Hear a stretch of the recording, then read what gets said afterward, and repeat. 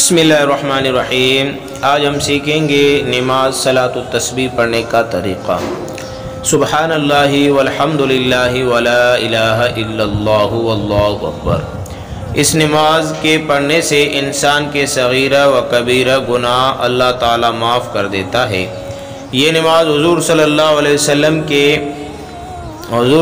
وسلم نے اپنے چاچا حضرت عباس رضی اللہ تعالیٰ عنہ کو تعلیم فرمائی تھی اور فرمایا تھا کہ ہو سکے تو روزانہ ورنہ ہر جمعے کو یا سال میں ایک بار یا پھر زندگی میں ایک مرتبہ تو ضرور پڑھ لو۔ رنج و مصیبت اور سختی کے وقت یہ نماز نہایت مفید ہے۔ اس نماز کے 4 رکعتیں ہیں۔ یہ کلمات یعنی سبحان اللہ والحمد للہ ولا الہ الا اللہ واللہ اکبر، یہ کلمات 75 مرتبہ مندرجہ ذیل طریقہ پر زائد پڑھے جاتے ہیں۔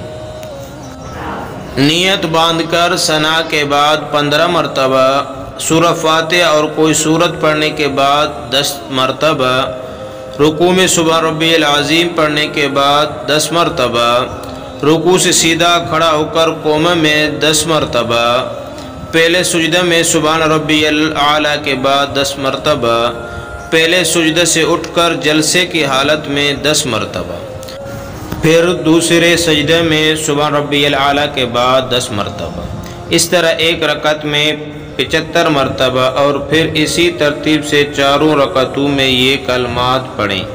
یہ نماز مقرور وقت کے علاوہ ہر وقت میں پڑھ سکتے ہیں۔